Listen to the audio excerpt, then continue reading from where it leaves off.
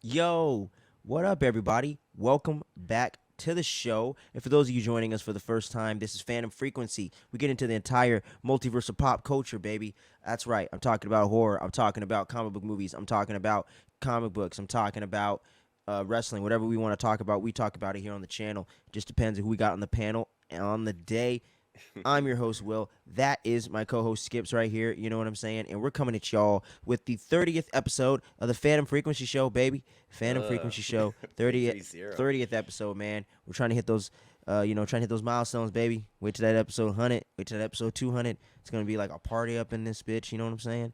Oh But yeah. we are here bringing y'all the goodness, man. We got some really great I think we got some really damn good TV shows to get into, bro. I think we got some good stuff to get into. We got some really awesome news topics, dude. I'm gonna be just rapid firing these bad boys at you. You know what I'm saying? We got some Oh really good yeah. stuff to talk about on the show today. Thank you for joining us once again. We hit our big 300 sub goal, so let's keep it moving. Let's Oh keep it yeah. grooving. We're gonna, let's hit that 500 next. You know what I'm saying? We got that big goal for the end of the year by the year of 2024. We want to hit that 1,000, baby. We want to get to that next level. So join the awesome fandom community today. And with you helping the channel grow, we can get into more things, making merch, doing things, getting cool perks for you guys, exclusive content, club memberships down the line. There's so many cool things that we have planned and we want to do on the channel and just grow this community and do some awesome things with it. So why don't you join today and get into all this goodness with us. And also jump into the comments below and comment on anything we discussed today. We love discussing all that stuff with y'all, man. We love seeing your rankings. We love seeing what you guys and all you gals and all you people in between, you they thems, whatever you want to identify as. We welcome you here, man. You know what I'm saying? None of that controversy, none of that negativity and hate around here. You know what I'm saying? But hey, if you got that negativity and hate in your heart, man, hey, do your thing. You know what I mean? We're not here to get into all that stuff. It's all about the positivity around here, so let's keep that as the vibe moving forward, as we have been so well over here on the Fandom Frequency community, man. But with no further ado, dude, I got rapid fire. What's the motherfucking word, baby? What's the motherfucking word? See That's what's right. up. Explicit content up in here. What's the word, man? And that's where we get into all the pop culture news that we're hearing about throughout all the different things, you know what I mean? All the different forms of media. There's so much stuff to talk about. I even got a couple things hitting me, man. So don't have to necessarily get into a deep dive on all of them, but there is one, Deadpool 3. That's going to be the big one that I want to get into. The trailers, Ahsoka and Blue Beetle, you know what I mean? That's kind of where I want to have our focus. But we got a couple rapid fire topics I want to throw at you. Yo. See if you're excited about it. First one, Black Panther video game. Black Panther solo video game has been announced. Oh, Are you officially? hyped about it? Yes. It depends on the company. Who's gonna be the one making it? Hold on. Let me Google this real quick, y'all. My bad, man. My bad, y'all. It's early in the morning for us over here on the West Coast. You know what I'm saying? I'll Trying do to, the same thing. I'll do the yeah, same man. thing. I'm trying to remember. I don't know if it's EA. I'm trying to remember, EA. man. Oh yeah, it is EA. Okay, perfect. And I'm trying to think. Their track record's a little more spotty than it had been in the past, right? If I'm EA. remembering correctly. EA is this. I mean, they could do it Didn't they okay. do Avengers? Yeah, but that one became like a big, huge issue with the microtransactions and stuff like that, like with Yeah. those details, and then also a little bit like I guess some. It was like a. It was From what I mainly heard, it's that kind of like disappointing. yeah, like with the story, it was kind of like it did grab some audience to like really enjoy the storyline, but a lot of people didn't like it. I remember like I didn't really play that game at all, but I did Me only neither. watch like a few cutscenes through it. I thought it was okay, but I feel like if I actually play the game, I might be on the fence or not. But I think what kind of pulls me back a little bit is like when they did Spider Man, he looks so janky in that game. I was like, Jesus Christ, dude. I They look a remember little like, odd, especially going off of when they just did the Insomniac games, right? yeah, For the like PS4, the Holy Grail. I'm like, just jock one of those designs. You I know what I think mean? I think for that it looks like when you were playing as a character, it looks like he kind of like swings weird. And Fortnite had something kind of similar. There was like an event with Marvel, and they had Spider Man. They had Yep. like web Could have shooters had too. Thanos in the past and stuff. Yeah, and like like when I seen that swinging like I guess web swinging animation, it looked way better in that game than it was in the Avengers game. So it was kind of like they Very kind of dropped the disappointing ball coming on on the that. heels of that Spider-Man solo game, bro. You can't do that right now. Yeah, It's yeah. like you literally brought swinging to life in that game I think perfectly, and with then it's like you're gonna come half-ass with that, dude. Like, come on now. it's kind of like hard because it's like it's different developers and the people behind the Spider-Man games and the PlayStation, the Insomniac. They Yeah, it's a kind different company, but I'm just like, I mean, I don't know. I just feel like you got to like try to do something that's a little bit more, yeah, like a little bit you know, more. not exactly what they're doing because you don't have the same technology, maybe, or the same tools or the same engines, you know. But Mhm. it's like there's got to be some way where you could step up and do at least what Fortnite's doing. You know what I mean? Like you got to match your competitors with what you have, you know, Yeah, or don't do it at all. Do a different character, you know. I think that's I like get the cash in, I get the cash grab, but I feel like if you don't do it right, you're not going to get the money that you're looking for. That's the problem. So it's like you gotta come correct. That's the thing with a lot of these blockbusters and stuff with the box office being so disappointing lately. Not necessarily with the Flash because I think that's a good movie, but there's been some other more kind of more mediocre movies I would say this year between like Shazam 2, Fury of the Gods. I would even say things like Black Adam last year and other stuff where it's not really it's not hitting as hard. Ant-Man, Quantumania barely breaking even. Come on, dude, the MCU breaking even? I Come on, think man. We got past that since phase one, dog. Like that shows that people, you know, have higher standards than they used to. You know what I mean? So you got to come correct when it comes to all this stuff. So I think that's the only thing with the Avengers version. But Black Panther game that seems fucking dope. I'm really excited about that. They're also making a Captain America game apparently as well. That's going to be following after our next Spider-Man game and Wolverine. So it's going to be Spider-Man 2, Wolverine, potentially a Miles Morales 2, who knows? And then we're going to mhm. get Black Panther and Captain America. So that to me, I'm like, fuck. Yeah. Oh, and Iron Man. That was I another heard. one. I'm reading about So that we're right now in pretty the much getting the article. Avengers, dog. Like other than like a Thor game and other things, which I'm like, hey, hold off. Let's see if you can nail these other ones. But I'm just so happy they're finally diving into these Avengers characters. Solo. You know, they don't have to set up an Avengers universe game if they don't want to. I'm fine with it.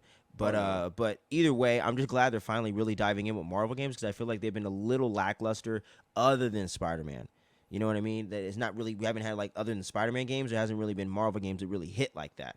I think Right. DC's been doing pretty good between Injustice and the Batman games. I really want them to dive into the Flash, Superman, and Wonder Woman and Green Lantern. I think there's so much potential with those four characters alone Mhm. that you could really be getting some really awesome stuff going or doing a proper Justice League or Teen Titans game.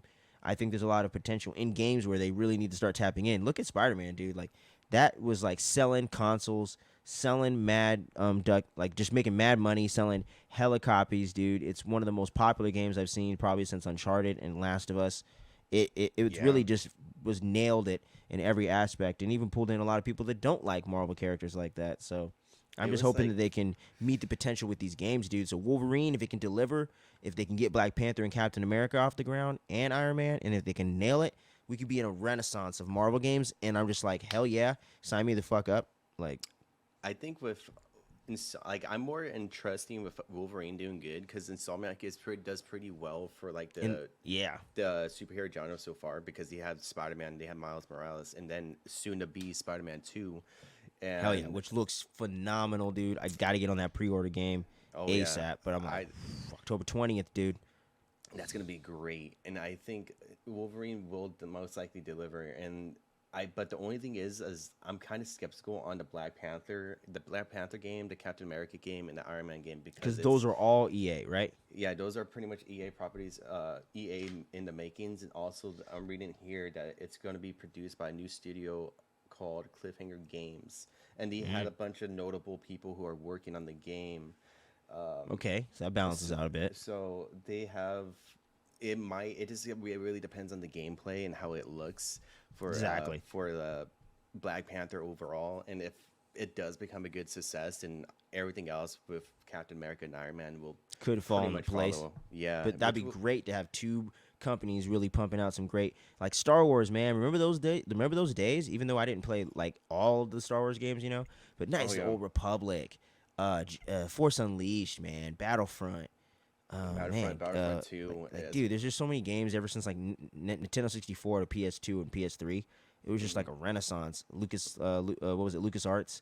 Like that mhm, was the shit, dude. The Episode 3 game, Revenge of the Sith, that was yeah. really good. Like I miss those days, man. Like I know they're finally making some newer games, and I know Fallen Order's been pretty good. And what the hell They what was the new have one? right now recently they have Fallen Order and Survivor, and then they're Yeah, also making another Star Wars game. yes. Outlaws. Yeah, Star Wars Yeah, Star Outlaws Wars and Outlaws or something like that with with the that one bounty hunter chick chick. and the Loath cat looking thing or whatever. Yeah, and that's like one of the Yeah, which is movies another to be real rapid or fire one games we to be can hit coming too out. because that looks cool. I wish you can customize your own character. That was the one thing we were talking about was a little bit of a downside to it being to it being um like a I don't know if RPG is the right word or just like an open world game, however you want For to put it, oh for the for Star the Wars Outlaws. Because you're gonna be able to go around and explore different things and do stuff, but you're gonna only be able to play as that character. So that's the only mhm, thing that for me was a bit of a bummer. right. But I still love the idea. I love the premise going into the underworld of Star Wars, the underbelly. That to me just sounds really awesome. Some good developers behind this one. I'm not sure if this is the project that the producer of Uncharted was working on, but if it is, that really gets me over the moon about it because that Uncharted, my favorite game maybe of the current generation. Mhm, mhm. So come on, I man, I like think sign me up. there's gonna be a lot of games being produced now moving forward because I forgot it was only I don't know if it was if I can remember correctly if EA was the only one that was able to make like Star Wars adaptation games during the Potentially, yeah. contract period, and then moving forward they were after the contract ends, I guess everybody was up for grabs for it. Yep. So we'll be seeing a lot more content for Star Wars games to be made. Like the Jedi Hopefully. Survivor, it was pretty is a pretty good game overall, but the thing was it's like on launch day it was like the worst for A lot of performance bugs wise. and stuff like that, right?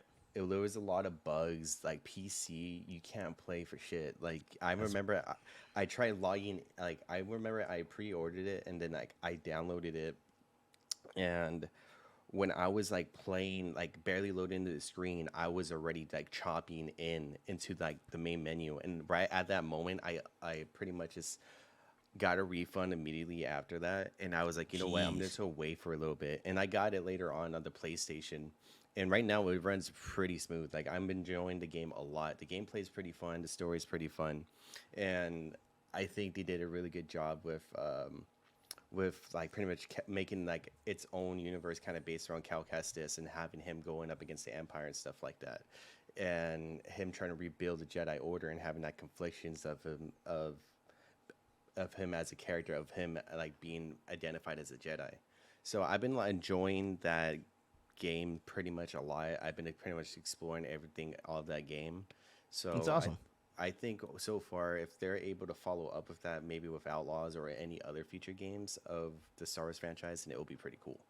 Hell yeah, dude. Like I'm really just hoping for really great video games in the fandom world, man. So let us know in the comments what y'all are looking forward to the most. Do you want to get the Black Panther game, Captain America, Iron Man from EA? Do you want to get Wolverine first before anything else? Fuck everything else. That's kind of where I'm at right now. I've just been Hmm. dying for a Wolverine game. I'm like, Yeah, could we please go to Japan? Could we please go to Madripoor? Could we just go everywhere?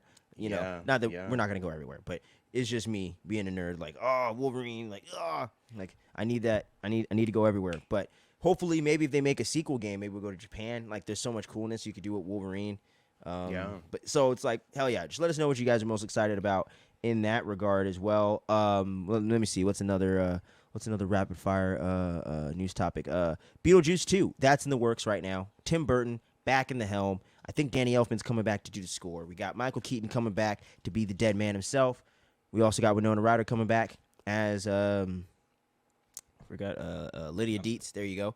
Mm. And you got one of the biggest stars right now of the current generation, if you will, Jenna Ortega coming up in this thing. There's been set photos going out there and all that stuff. So They're Beetlejuice 2 popping is off. officially in the works. Like it's actually coming out. They can't work on any like scripts or anything, so they're just shooting what they already have because of the writer strike. Actor strike could be popping up, so that movie might get shut Oh down. yeah, with the Actors So Guild and there's a all that. potential for a delay on that. Little skeptical, obviously. I know you're not a huge Beetlejuice fan by any means, Oh no, no, no. But but just it's throwing it one of out the there for a topic of a lot of people because obviously very it. very very popular. I do love the movie, honestly. I am a big fan of it. I love early Tim Burton stuff. I would say just like everything pre Charlie and the Chocolate Factory, other than maybe Big Eyes and Big Fish. I Mhm, absolutely love his earlier work. So I love Beetlejuice. To me, that's like his magnum opus. That's his best film, in my opinion. mhm, mhm. I think it's just so funny. I think it just really stood the test of time. It's been since '86, so we're looking at like 30 some years now. So I really think the movie holds up. I do think a sequel is going to be hard to nail that tone again. It's going to be hard to do that in the modern Right. era. I hope they don't go too CGI heavy with it. But with Oh Jenna yeah, Ortega being that's in it, that gets me excited. Her and Tim Burton work really well. Did you watch Wednesday or no?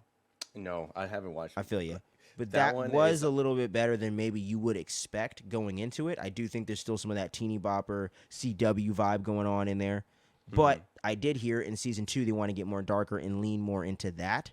And that Oh. aspect of what Tim Burton brought to it was actually really good. And Wednesday is the best thing he's done in about 5 to 10 years. I would say that. Like that I is know. much closer to the glory days. Not quite there, but I think it's much better than a lot of stuff he's done like 2000 and now. Like I would say this is still one of his better works. Like top Mhm. 15 projects maybe even, I'd say. I would definitely agree with you on that because even though I haven't really seen the show, I know it was like a huge internet sensation Yeah. with Wednesday making its debut. Like a lot of people were praising it, saying it was an awesome show, and I know that a lot of people were kind of like, especially with that character as a Wednesday character itself, like a lot of people already kind of like had that high appraisal Oh yeah. for the character, With like even Christina back. Ricci back in the 90s. Yeah, so with them doing like a kind of a modern version of it, and now and how successful it was, it kind of takes off like off this like off the freaking charts, and pretty much everybody loves the character. I remember seeing the actress. You said her name was Jennifer Ortega, right? Jenna Ortega, but it might Jenna, be Jennifer. Jenna, Who knows? But oh no, Jenna Ortega to Jenna be. Ortega. Okay, okay, Yeah, well, let's whatever. say Jenna Ortega. But I seen her popping up a lot within like the TV hosts and stuff like that, talking about that role. So it was a huge thing. It's a huge thing, and it's pretty cool that Tim's actually able to make another hit off like that, especially with him being so long into the game of pretty much making a bunch of all this awesome iconic characters. Exactly, dude. So it's gonna be cool, man. I'm really excited for all of that stuff to come. And another rapid fire topic right here, man. Yep. Let me see. What was it? What was it? What was it? I had it here in my notes. What was that? What was it? What was it? Damn it. Oh yeah. Um. Damn it. Superman Legacy. There you go. There you go. Superman Superman Legacy. Legacy casting. So you got four big DC characters that are confirmed to be in the Superman Legacy movie coming out 2025, right? July 2025, I believe. The first DCU movie proper in the James Gunn era of the DC universe. So you got Isabella Merced, who is famous for being Dora the Explorer in live action. She was also the young girl in the last Transformers installment, pre Bumblebee.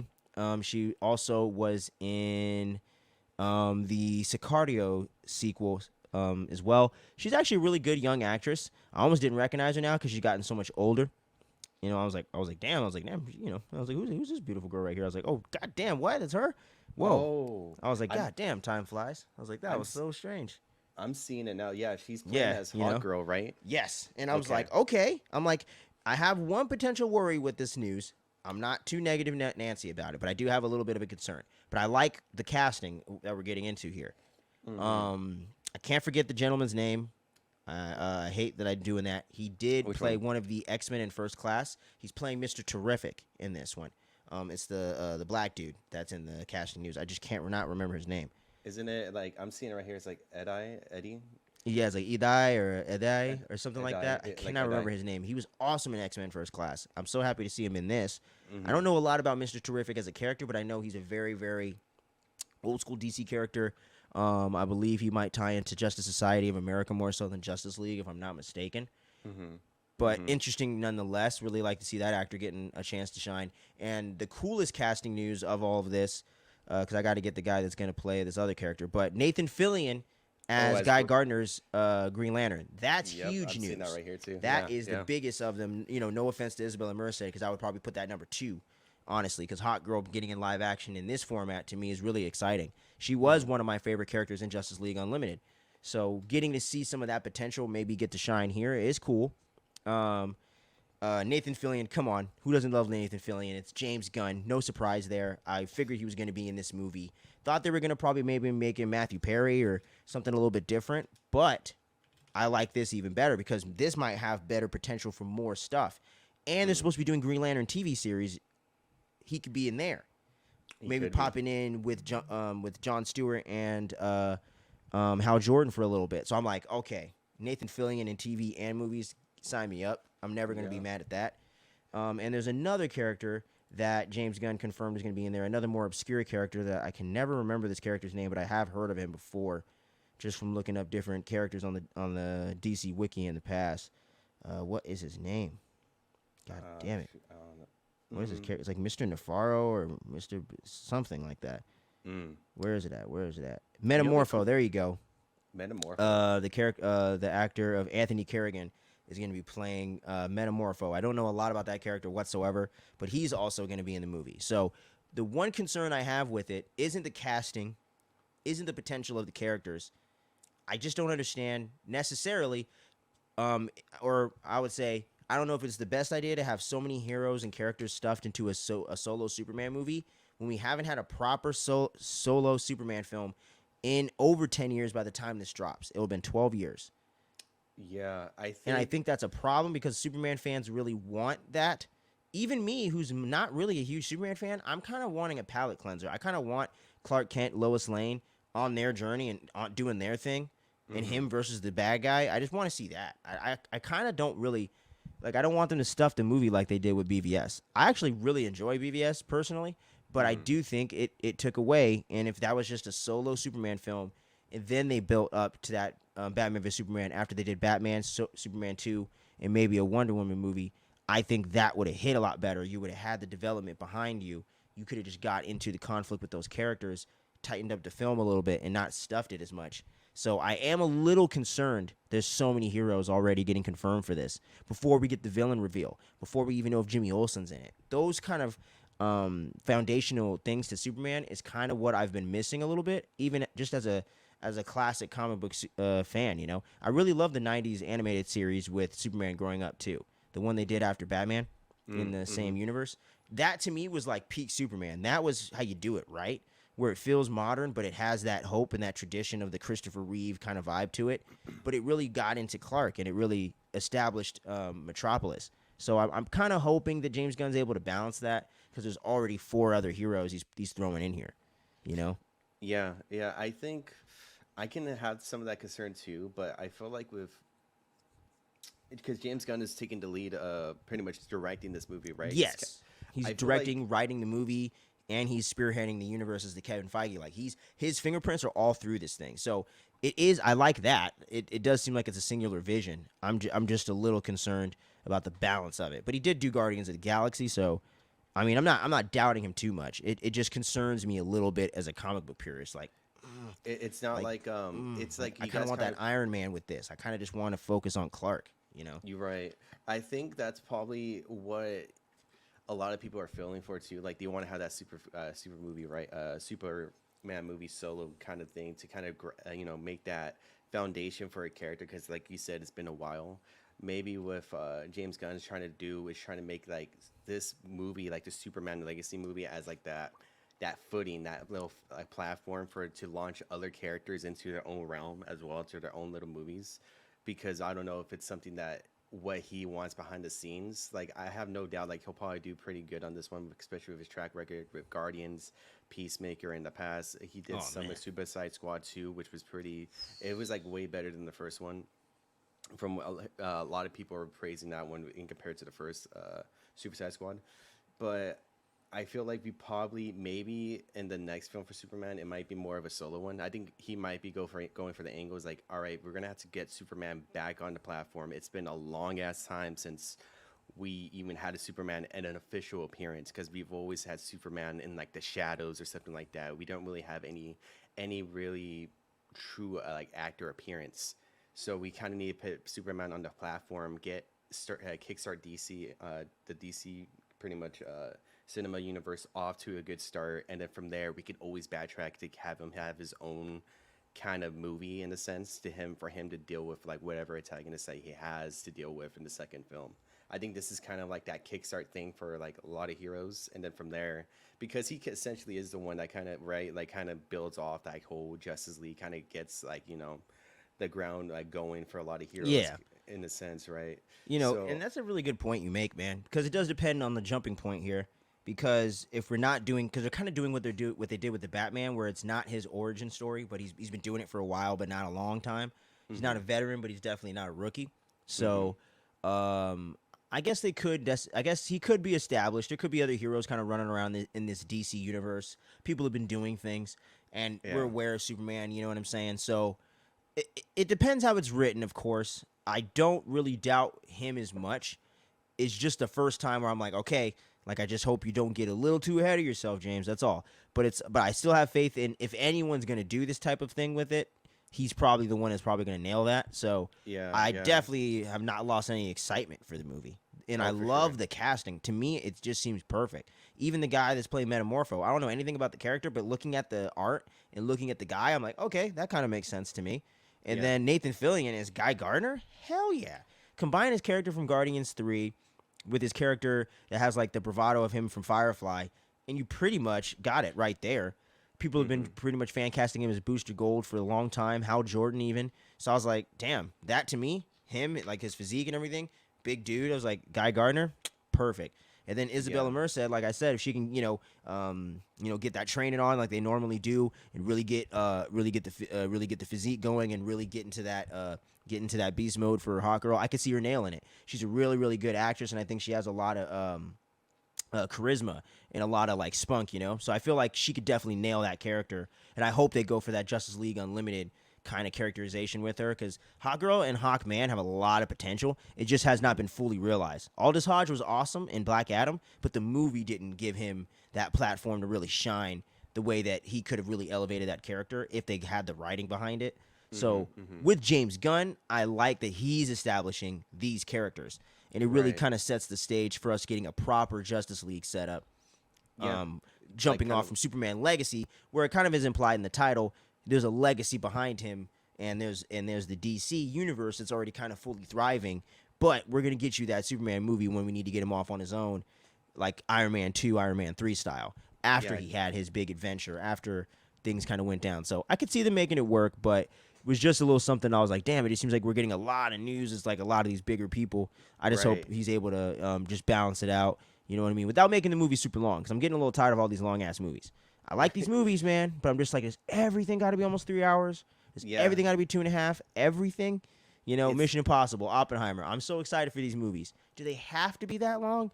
Oppenheimer, I yeah. can kind of see it. I'm like, God damn, Tom Cruise. Every other movie was not 240 something. God That is damn. true. That And is it's a true. two-parter, man. God damn. Yeah. I think what Even the across the Superman like Spider-Verse, I was like, dude, could we just it's trim 15 minutes, dog? yeah, but The like boy's getting old. I'm almost 30, dude. I can't stay up for 3-hour movies after 10 p.m. all the time. yeah, I think it's for me as I don't mind the movie if the movie's gonna be long as long as it makes sense. Like if they use that time efficiently, then I'm all up for it. But if it's I like feel it's you. long I for feel no you. reason, I'm like, why the fuck I am I feel like wasting that's so much happening time? more than it's not, though. I Yeah, feel that's like true. Spider Verse just a little, not a lot, just a little bit. Guardians 3, just a little too long. I think. Mm-hmm. The Batman. I personally don't think that movie was too long, but I did hear that complaint. So there you go. So Yeah. it's like I do think some of these movies can just be trimmed a little bit. Indiana Jones, I heard, was too long. That to me, almost being 2.5 hours, sounded too long. I was like, there's no Indiana movie that's that long. I've seen them all. I own them all. They've never been over 2 hours like that, like way over 2 hours. So I'm like, okay, that just seems excessive. There was another movie recently. Excuse me. There was another movie last year that I thought they could have trimmed as well. Avatar 2. I thought that was a Mm. kick-ass movie, but it was too long. Like, just trim the movies, man. Yeah. It's just like just a little bit, but who knows? Because Superman Legacy could be an hour 40 minutes. I don't know, but I'm just like, all right, man. Let's just not overbloat this one, because I'm just like, I just feel like that's kind of becoming a trend these days, just a Is little that too often sometimes. But I get it. People are trying to tell the epic story, so I understand. But I think just what- we'll have to wait and see. But I'm definitely still excited for Superman Legacy with James Gunn.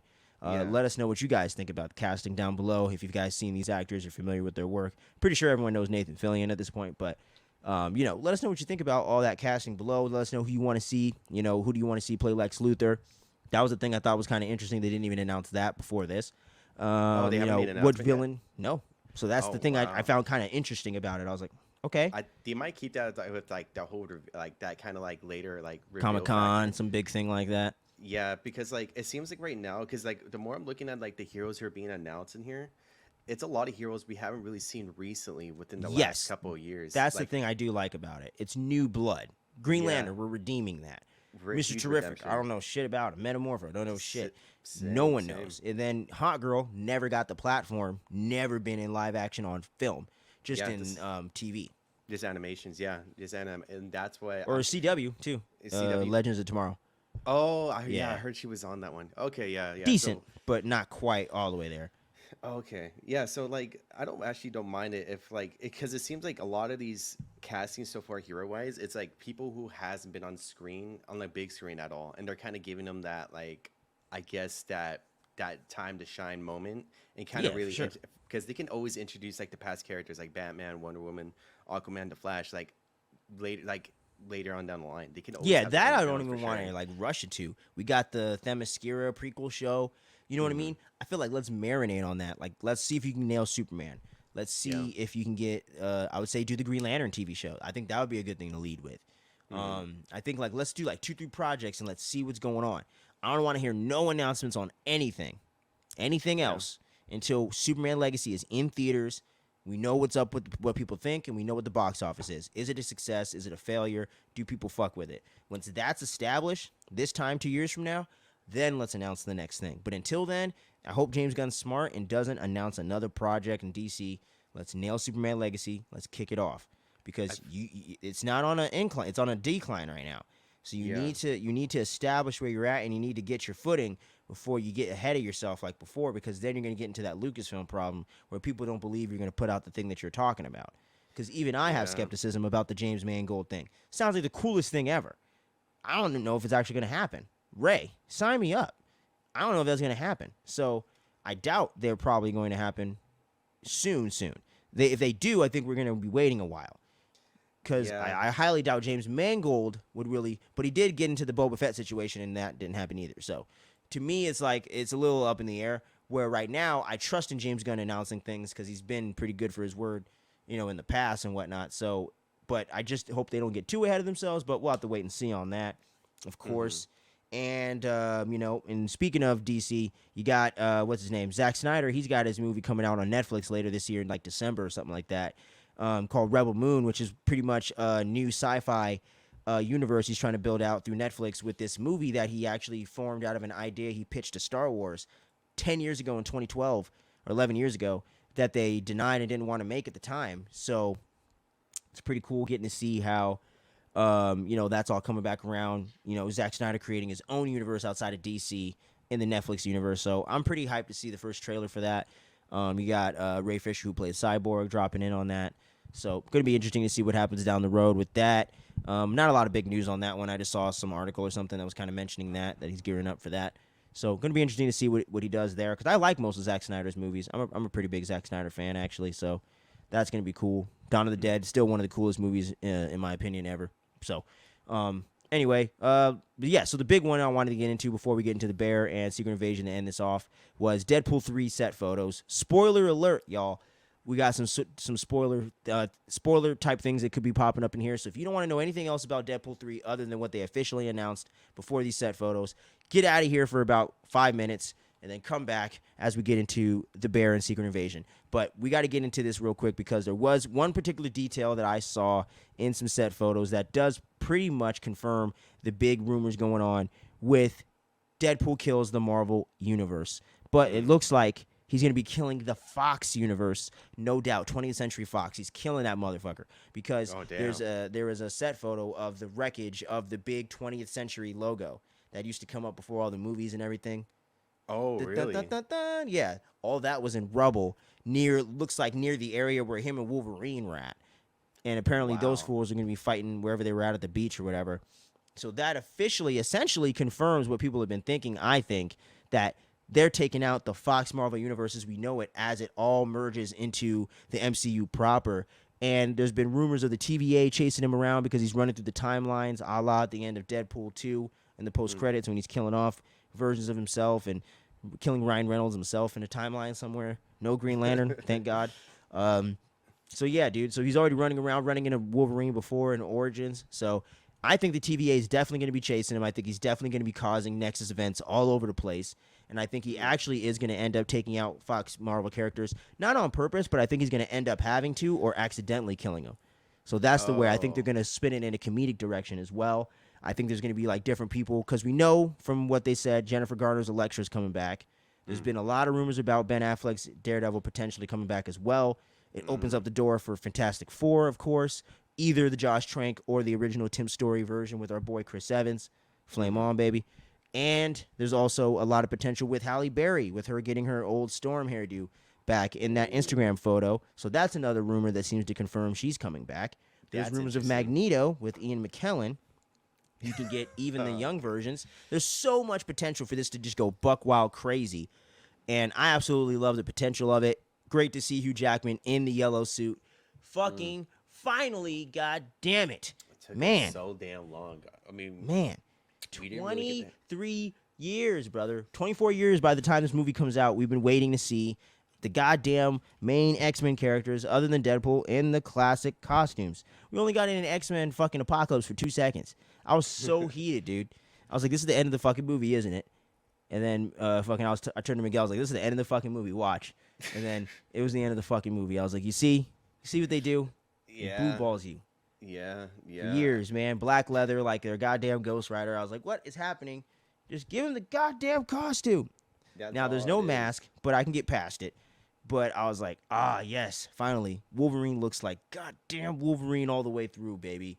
Hell yeah, Which is- man. which I'm is so pretty excited. dope. Which is pretty dope because like the last time we even got like somewhere close to it was like the Wolverine movie, and that Oh, was like yeah, the that very deleted ending. post-credit. Yeah, and that was like the only thing we got. I was like, oh shit, and it looks pretty dope, but I Had like a feel little bit at more the of a gold kind of vibe to it, which I didn't hate, honestly.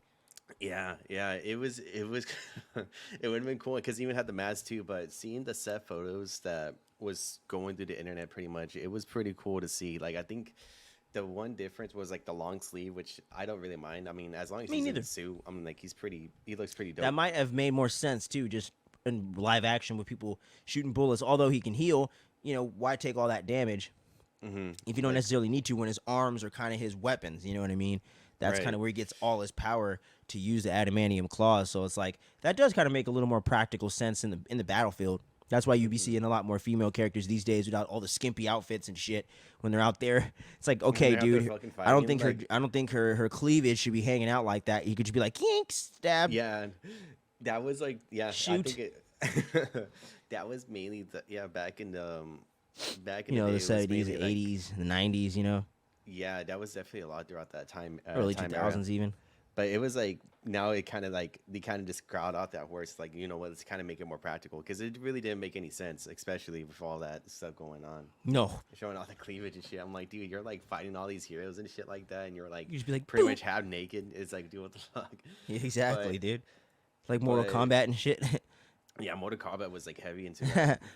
I think right now, recent years, I think the most recent one, they're like They kind of kinda toned have- it down. they toned it down and made it more of a practical sense of their costumes and stuff like that. Because like I remember in the MK9 had that like heavy, and then Yeah. even all the Yeah, I would characters- say all like the characters before- PS2 apart era from- to like now, or like the PS2 to MK9. So it was like Annihilation, what was it, Deception, all those ones.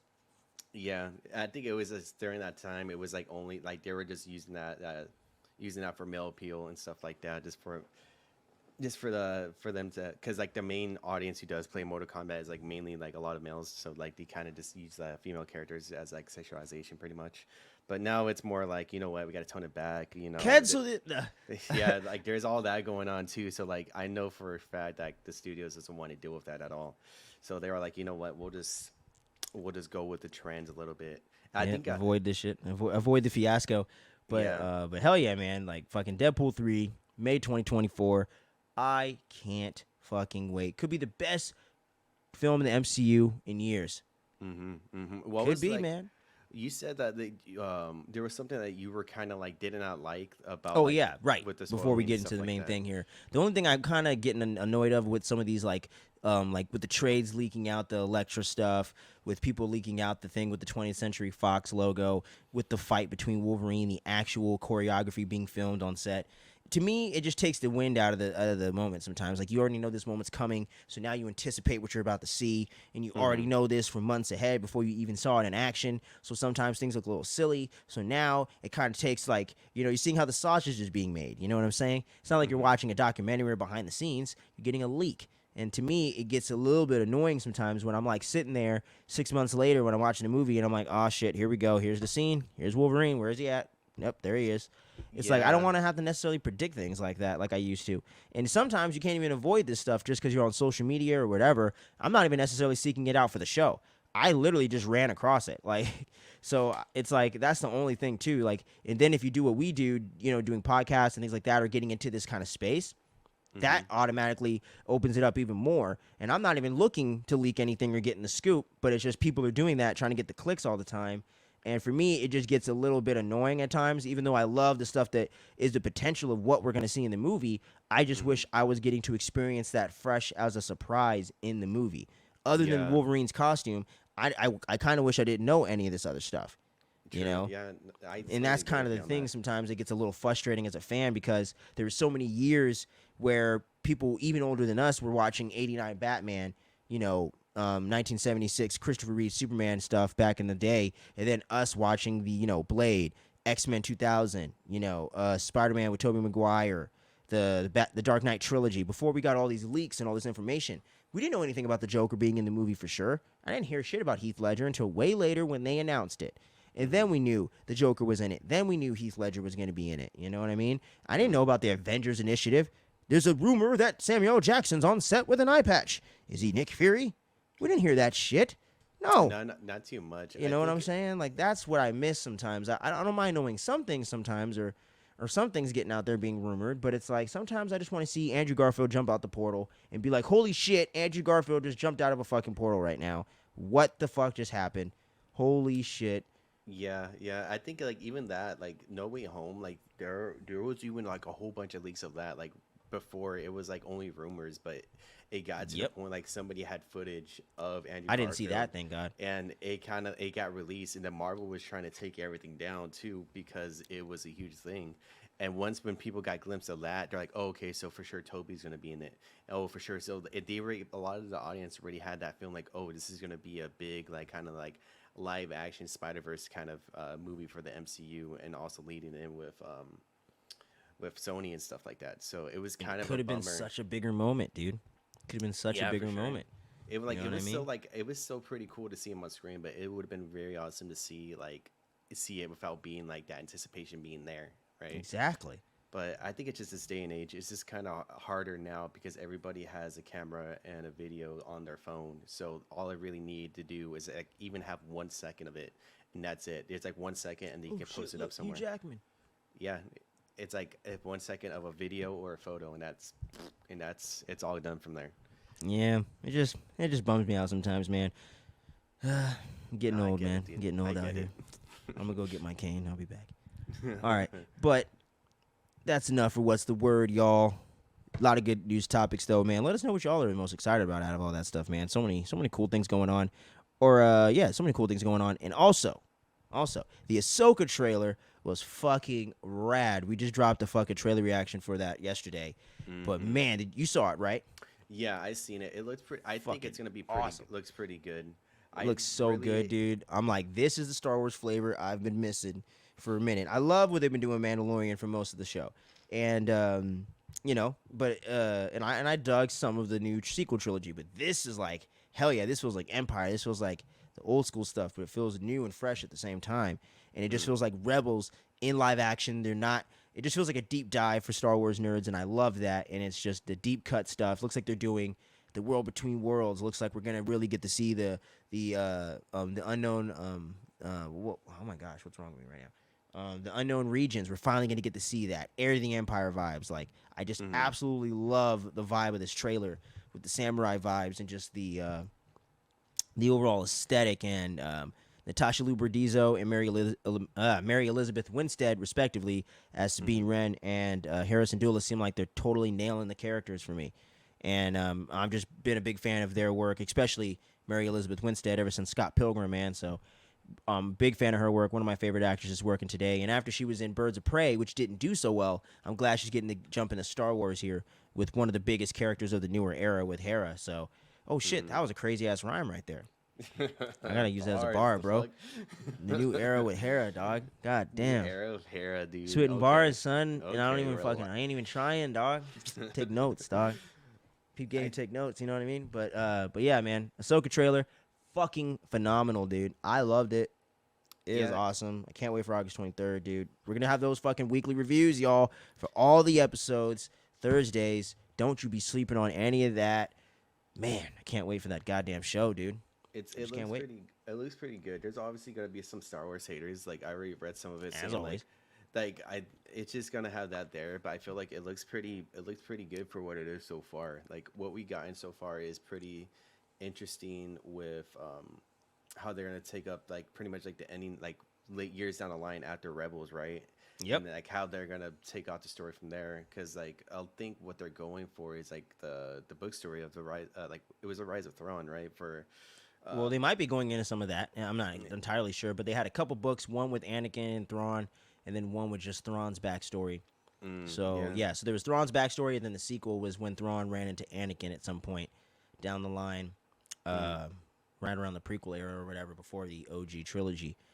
And that's why he ended up knowing, finding out and knew that Vader was Anakin Skywalker as well. So that was a pretty crazy little detail. That was so they could flesh that out too, especially with Rosario Dawson's Ahsoka Tano going to be having some flashbacks potentially with Hayden Christensen. So a lot of those threads could be getting tied in for sure. So I hope they get some of that book stuff and throw it in. They generally don't do that too often, but they are bringing back Heir to the Empire stuff and bringing it into canon. So anything is definitely possible, and I think this is definitely going to be that deep dive lore that Star Wars fans like me and you are going to really, really appreciate. So y'all let us know how excited y'all are for Ahsoka if you are, and if you haven't seen Rebels, does this still pique your interest? I would love to hear that perspective as well. The Blue Beetle trailer dropped yesterday. That to me was just kind of meh, if I'm being honest. Definitely want to check it out. I want to give it a fair shot. Big fan of Jolo Monteduenia, who's playing Jaime Reyes, a.k.a. Blue Beetle. You know, got George Lopez. You know, it's always fun seeing him. Just looked a little formulaic. Looked like we've kind of been there, done that. But, I mean, you know, don't want to be a hater necessarily like some of these people are these days. So I'm willing to give it a shot. But overall, it's whatever for me. But yeah, I felt like you probably felt the same way. But yeah, man. But I think it's time for us to get into it. The most slept on thing in the MCU in forever, and to me, is completely shocking. Secret Invasion, Episode 4, dog. That's me, man. Like, why aren't y'all watching this shit? Man, why do you think that? He looks so freaking shy. Well, that was dude. moment. That was a big moment of the episode, dog. Yeah. Rest in peace to Talos, dog. I was upset. I was looking like Nick Fury. I was like, no, you killed my boy, and I think you actually killed him. I was like, no. I mean, if Maverick had that knife, there's no way he's gonna miss out. Like he's gonna be like, bam! I've been waiting for this moment all these years. Maverick. Tom Cruise was in it. No, Gravik. What was this? Gravik, Maverick, Gravik. Holy yeah, shit, Gravik. this is the craziest crossover ever. my bad. Yeah, Gravik. Shirtless Tom Cruise. Just rolls up, just kills all Talos like that. I'm like, makes sense. And then he turns into Gravik. That's what he chose to turn into. What? Dude, yeah, he would end up being Tom Cruise. Sam Jackson's like, what the fuck? What the fuck? Oh my god! But yeah, Gravik. But yeah, no, that was like that point. Yeah, I'm big sure moment, man. Talos was dead. Like, and although this was a short episode, probably the shortest of the season, it packed a punch, man. I absolutely love this episode, dog. If I'm being honest, I thought this moved at the perfect clip and felt just like some straight up spy thriller stuff, man. Like this is the MCU I love the most. Sometimes I love the you know the splash page, you know. Civil War fight at the airport. I love the fucking Avengers Assemble moment. I love that stuff. Bring me Thanos. Like all that epic shit to me is what you come to these movies for. But is what you come to these this type of content. But I love these deeper character moments and moments where you just have to have characters trading dialogue and sitting at a table talking to one another. And you know the battle of wills and the battle of the minds. You know what I mean? With Sam Jackson pretty much figuring out Rhodey and, you know, really feeling him out and trying to kind of play him a little bit and them kind of doing that battle of wits between kind of blackmailing each other. For sure. You know what I'm saying? And that to me is the nuance that I absolutely appreciate. And the nuance between Nick Fury and his wife, apparently, I forget her name. Excuse me. I forget I forget that character's name, but the whole thing with him and his woman and the whole conflict they're having with her being tasked to kill him essentially, and the whole mixed thing with her relationship being put on the back burner and her kind of being kept off, hidden and kind of abandoned in a certain way with Nick Fury out there doing his thing, phases 1 through 3, and then dealing with the aftermath of the blip. And the way that that's really broken him down as a man and as a character, to me, is just so interesting. The way that they're just bringing all this character development in ahead every single episode. Everything is building off of the previous episode to me kind of seamlessly, honestly. I'm really, really loving this show. And I think the momentum of it is just getting better and better. We get to see the president, played by Dermot Mulroney's character, coming back into the fold a little bit. And, Fury barely got him out of there just in the nick of time. Gaia, that was obviously, we intense had the again. fake out with her death, which then, got some people pissed off online or whatever. But come on, man. If you don't see a body actually dead, you should know by now in this type of genre. They ain't dead, buddy. Like I think the thing is too is like it was kind of like it's a big actress, right? They're Yeah, not it's gonna care Emilia all Clarke, just, like, dude. It's the not mother gonna, of dragons, dog. She was in the biggest show of the last decade. yeah, Come on and, now. And her character kind of plays significant with like pretty much with Talos. Like she's there's no way they're gonna kill her off just like that.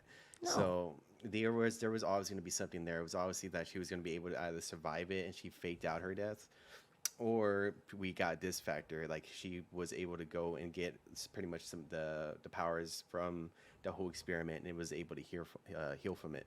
So Exactly. it She was has one the of whole those two. extremist thing going on with her making herself into a super scroll, essentially.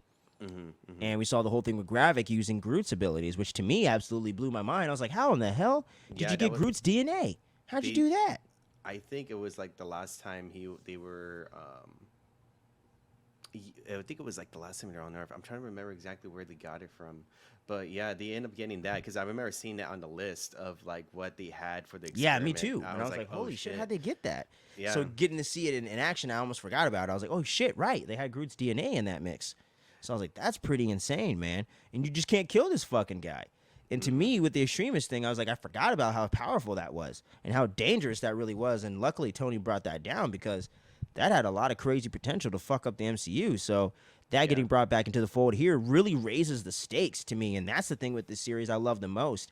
That even a lot of the MCU stuff I've loved, phases, some of phase 3, even in phase 4, I would say this really feels like it has the most stakes since Endgame, since Infinity War. This to me really feels like something matters. And like Wakanda Forever and No Way Home, I thought were pretty close to this regard as well. At least more personally for those characters and their communities and the people that they care about. So to me, you did feel the stakes very highly. But Shang-Chi as well, I thought for the most part they did pretty well with that as well.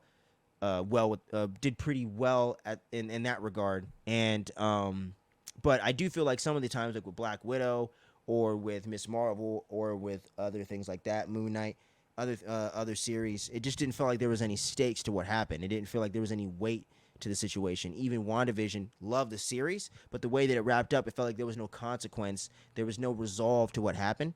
So that was yeah. the big That is thing. true. That is She-Hulk pretty was true. the epitome of that issue when you're writing a show. You know what I'm saying? And I'm just being real. Like that was like, dude, like no matter how much you enjoyed the show up until that point, it's like, what the fuck just happened here? You know, it's Yeah. like you can't do that. So to me, it just feels like everything matters. Every choice that Nick Fury is making really matters, and it just seems like no matter what he does, it just keeps backfiring on him. And to me, that try again type of writing style with characters where they try something a bunch of times before they actually succeed at it really helps build the stakes, and it's just such a classic way. And that's just true storytelling at its finest, man. So I just really love the episode, man. Like it's just so good. Like I'm trying to think if I really had any critiques or any issues with the episode, but man, I really don't. I don't know. I think this is definitely far and away the best episode of the show. That's pretty solid. It definitely was a solid episode. I think, especially towards the ending of the episode with everything going down between Gravik and then trying to have him be assassinate pretty much the president was a pretty huge. It was a huge deal, and it was an awesome fight scene to see. Like everybody was kind Hell of yeah. going at it, and then like Nick Fury and Talos was trying to go in there last second to save the day, and all of that kind of being unfolded, and seeing like that whole surprise with Talos being like he got shot and he was wounded, but you seen Gravik end up being there, kind of finishing what he always wanted to do with Talos, and then that Get was his a huge revenge. shock. Yeah, and it was a huge factor for Nick Fury. He's like, "What the fuck?" But he knew it. Like he had to go back, save the president, and kind of like be off doing his own mission. Like we'll obviously see him grieve in the next episode along Oh, with for sure. Gaia. But that action scene was pretty awesome. Towards the end of the episode, I really did enjoy that part. Hell yeah, man. So And then good. we And saw Groot's powers there.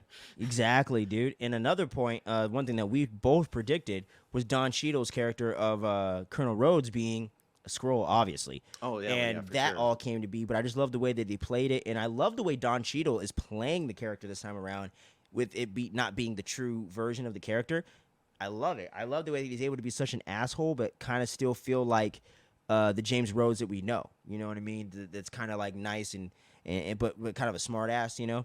But I like the Yeah. way that he's able to kind of turn it into like this darker way and kind of make him almost seem like more of a villain.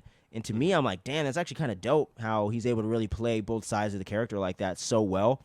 It really makes me excited to see what he could do in Armor Wars with actually getting his own thing and actually getting a solo project or movie or whatever they end up doing with it to Yeah. really lead the charge. Because Don Cheadle's an incredible actor that has the charisma and has the talent to lead a film or lead a show. So I'm really excited to see that more and more as I see him in this show.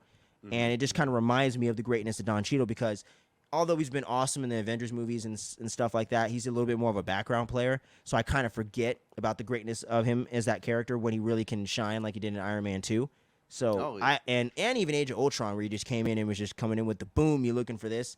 yeah, You literally even put that in the tier ranking. So He it's was just doing like he just comes up with the funniest moments and some of the most memorable things in the MCU. So Oh, yeah, for sure, for yeah, sure. and the He whole could take moment where those he got loads. paralyzed, that was a big moment in Civil War, dude. That sparked so much debate between should they have killed him and the whole thing with the trailer or oh shit he's gonna die and all that. So I think there's really Yeah. some big moments with it. So I like how they're really paying that character forward in this. And Definitely, yeah, definitely. it's just really well written, dude. And I'm telling y'all, you're sleeping on this goddamn show. It is the best thing in the MCU in a minute. I would say it's the best. It might be the most well written show other than Loki, in my personal opinion.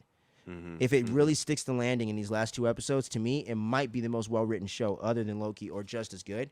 Because to me, Loki's S tier. I absolutely love that show. WandaVision's an A tier for me because it just missed on the ending there, maybe a B plus.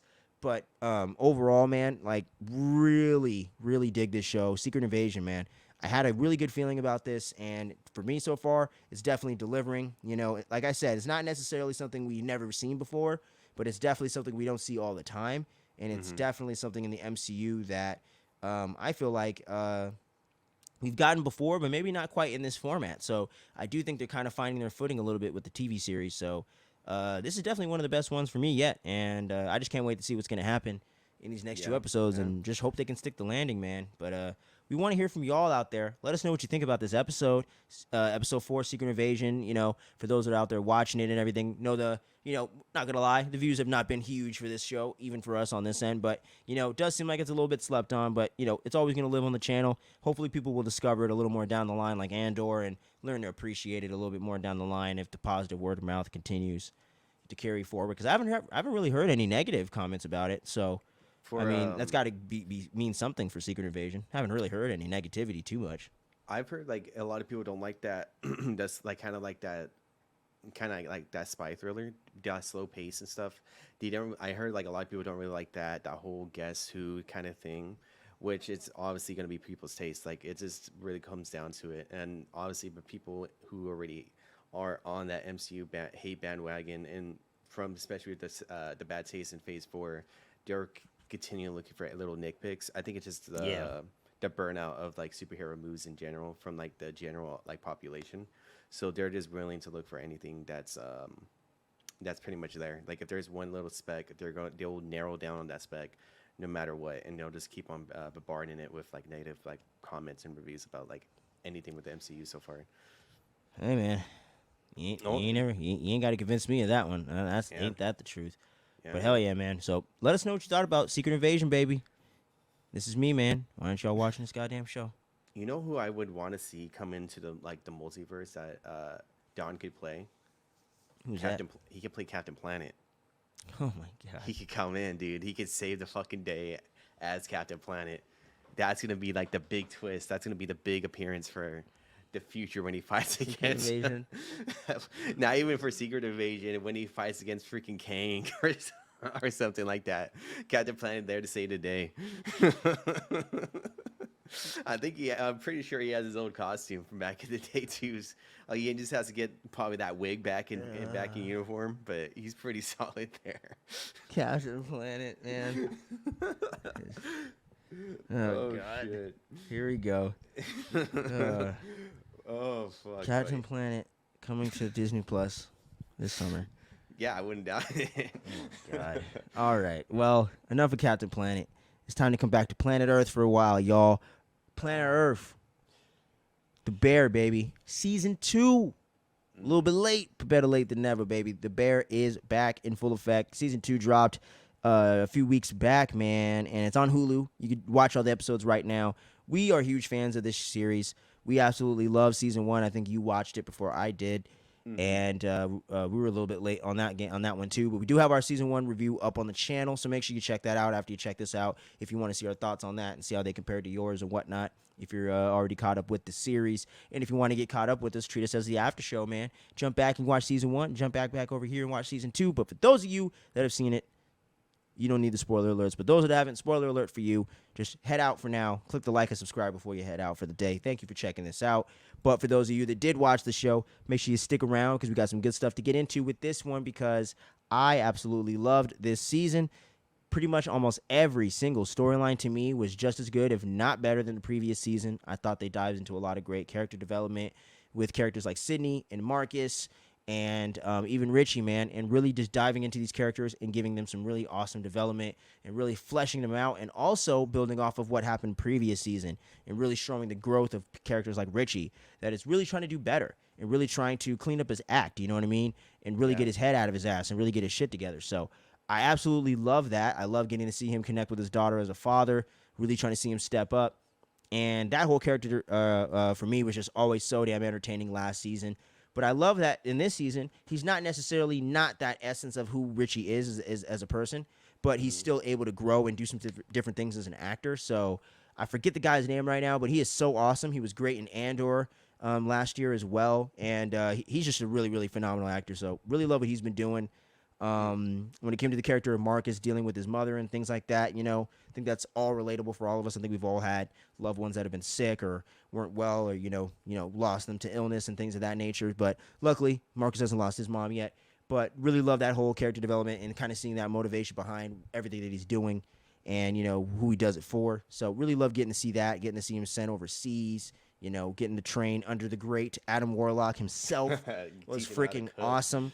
Which we're going to get into as well. Huge cameo appearance right there. There you go. That's my other favorite element of this. That goes against my complaint from the Deadpool 3 set photo leak. No leaks on this, bro. We have so many cameos throughout the entire season of the show, almost in every episode, especially in episode 6, Fishes. 7 fishes, baby. We had so many great all-time A-list actors jumping into this thing that we had no clue about, and a lot of great up-and-comers like Will Poulter, Bob Odenkirk, the legend herself, Jamie Lee Curtis, Scream Queen, baby, coming up in this thing. We had no idea, and there was no rumors or none of that bullshit. We had Olivia Colman up in there. She also popped into the show for a bit. So that, to me, was so awesome, how you got to genuinely be surprised by something and get to appreciate getting to see great actors play some awesome characters and jump in for a cameo that doesn't detract from the show. It builds on the character development, and it builds on the story. Just like Spider-Verse did with like all those hundreds of Spider-Men and Spider-Women and Spider-Peoples. That was where I think fan service and where I think these type of things shine the most, when it serves the story first and foremost. And for people that know, you can nerd out and do the Leo DiCaprio. Oh, there he is. Yeah, dude. Like, it was such a crazy appearance for like how you mentioned with the dinner scene. Like, we saw the actor from Better Call Saul, Bob Odenkirk, baby, playing the asshole uncle. Yeah, I thought it was so cool to see that. I was like, man, he's popping up everywhere for sure. But that dinner scene did have a lot of big, high up actors and actresses in that same room. I mean, shoot, we even got even our boy, the Punisher, man, John Bernthal coming back as Mikey. Yeah, and it was cool. I liked that a lot. We got a little bit more in depth with how it was his relationship back when he was still alive during that holiday season, with talking how Cammy's doing, how he does with everybody around him as well throughout that scene. Because we only got like a little glimpse of him, like very small glimpses of him. Like Yep, I think it last was like season. yeah, like last season we only had like one scene, and it was Mm-hmm. like little like kind of like glimpses of him, kind of a remembrance, and but that was just pretty much it. But since this season we got to see so much of that, I was able to really like that part when it comes to like the newer seasons to explore more character depths with his character and everybody else on the show. Hell yeah, dude! Like that was the thing. They just dived so deep into Carmi as well, and that was some of the stuff that I loved the most with his character, where we dived into kind of what makes him into the man that he is today. You know, and Hmm. what makes him, what gives him the anxiety that he has, and what makes him think the way that he does and react the way that he does, and everything like that. And what really informs him as a character. And I love the way that TV is really able to develop that so much deeper than movies, man. That's why sometimes for me, I always love movies, but I sometimes enjoy modern TV shows more than modern movies at a certain point, at certain times. Even some of the franchises I love, because I just get that more satisfying character development and payoff of what's going on, and things are more fleshed out, and people's and the decisions that characters make actually make sense for where they're at. It doesn't seem contrived. It seems like they just had to get them to that destination somehow, some way. It just seems like it's well thought out, and they know where they're going before they get there. And that Hmm. to me is just so strong with this. And Christopher Serrera, the creator of the show, this guy is just absolutely killing it. Just coming in with the crazy ass Dutch angles on the freaking drone shots going through the subway.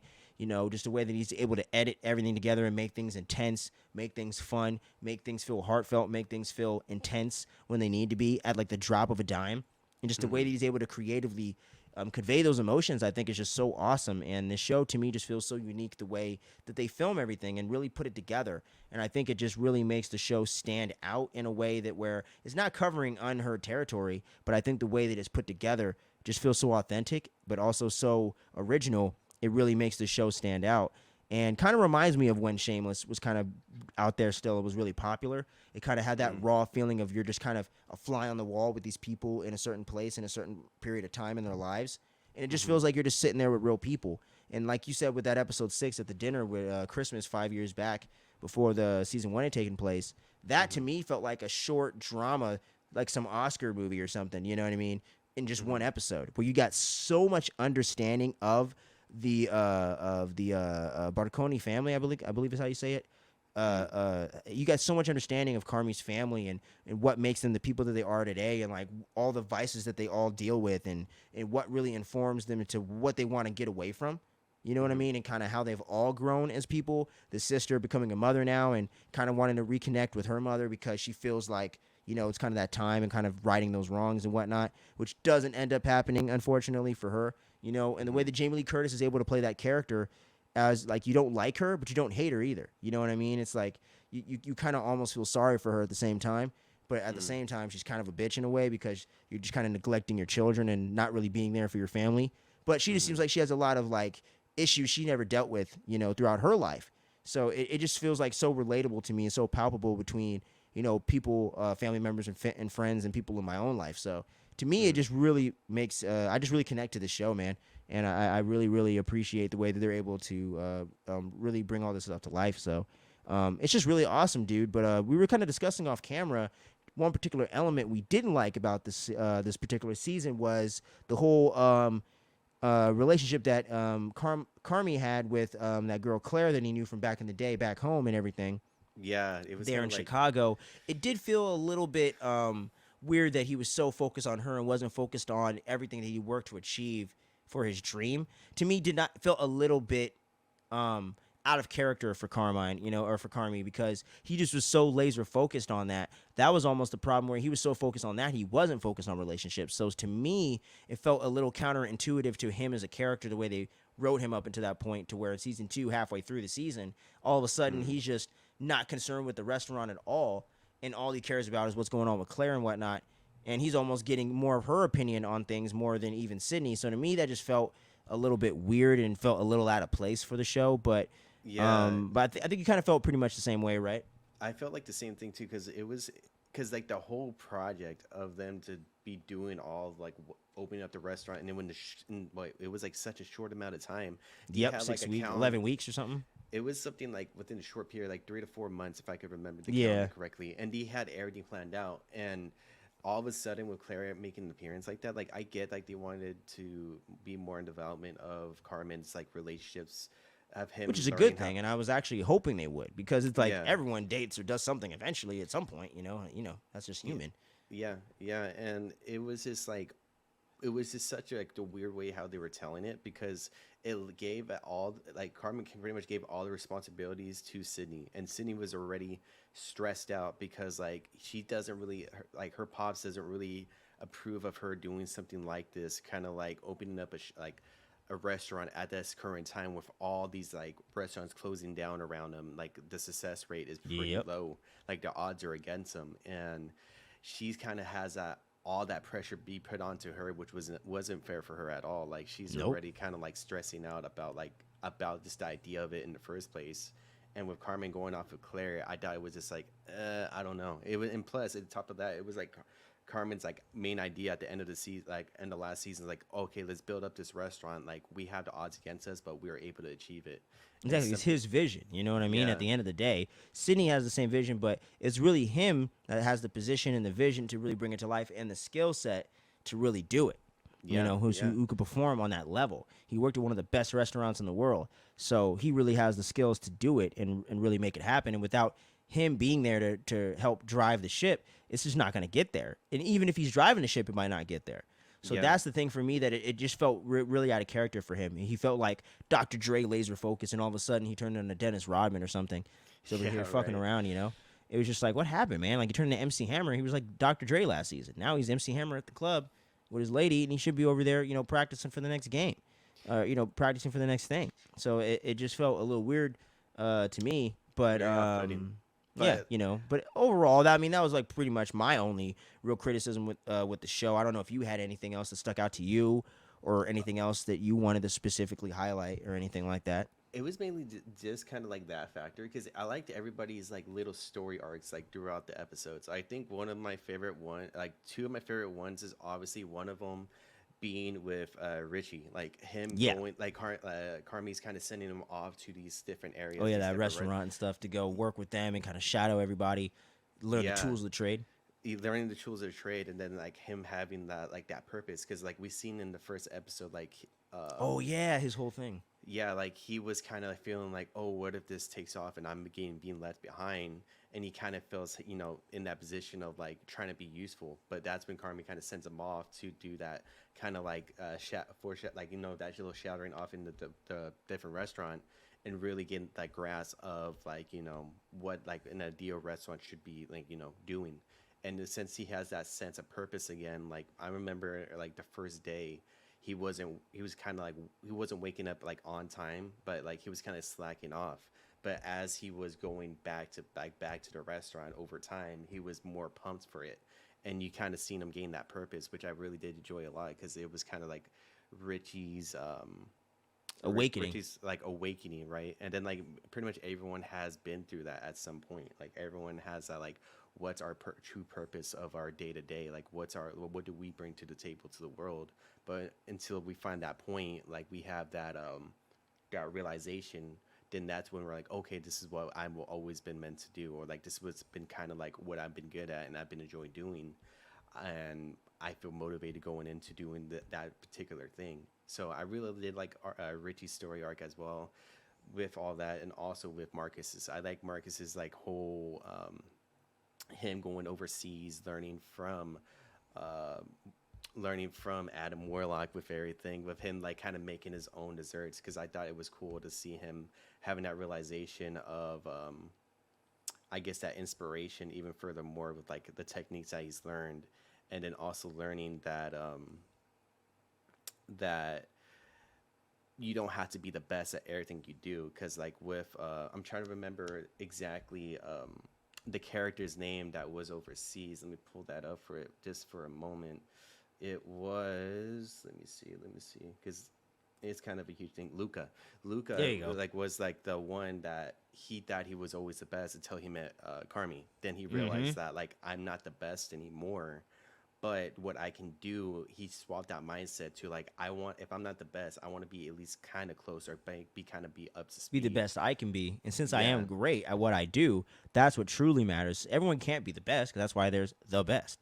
Yeah, and then that was something that market was like, okay, so like even though I'm like this late in the game, I could still be as good as I am as long as I surround myself with people who are in like further skill set than where I'm at. So obviously Luca's at that point, and then he's kind of like teaching him that life lesson and really kind of like showing Marcus that when I get back overseas, like hopefully my skill sets will be at least up there, which he definitely will be because Luca said like by the end of like that whole time he was training with Cammy at the restaurant they were working at, like he wasn't better, but his skill set like increased by a lot, and that's what kind of made him have that realization from there. Hell yeah, man. And I totally relate to that and what I do, you know what I'm saying, in this space and within music and entertainment in general. So that's just so Hmm. relatable, man. I absolutely love that with this show. So well written. Much love to all the people that make this show happen. It's just fucking phenomenal. If you haven't watched the show for whatever reason and you stuck around to the end of this right here, make sure you do so, man. Check it out. We got our season 1 review on the channel. Make sure you check out all that goodness, you know what I'm saying? And we appreciate each and every one of you watchers and listeners for checking out this latest episode, the 30th episode of the Fandom Frequency Show. It's our long form podcast where we like to get into all different multiple topics of the show. You know what I mean? Couldn't do it quite as long as we normally like to do these ones. You know, got to get to work in a bit for myself. Got my day job and all that. My boy Skips, you know what I'm saying? Chasing that degree, trying to get his thing going. So, you know, we got to get out there, do our thing. But we appreciate each and every one of you out there for taking time out of your day and your busy lives to vibe with us for a while, you know what I mean? And just geek out. And, you know, we just love talking about this stuff, man. It's a lot of fun. And we appreciate all the support that's been coming to the channel lately. It really does mean a lot. And really just keeps the fire burning and keeps the passion flowing. And we just love doing this stuff and feel like, you know, we can create a positive space and a fun place for people to just get into this stuff, you know, with all the crazy, you know, negativity and politicization of everything going on. You know, we don't got no time for that. We just want to get into stuff we like, we don't like, you know, and just have fun. So we appreciate all of y'all. And until next time, make sure you stay safe out there. We got some more content coming at y'all this week as well. Got a little something back on the podcast feed for the Fandom FM. We also got a cool little collab right around the corner as well. And we got Christopher Nolan dropping Oppenheimer next week. Mission Impossible dropping this week. We got reviews coming for that. So we're not going to be slowing down at all, y'all. We're just going to be hitting the gas right now, getting back into full speed. So stay tuned. Don't sleep on any of the goodness we got going on here. From my man Skips, from myself, much love. Peace out. Peace.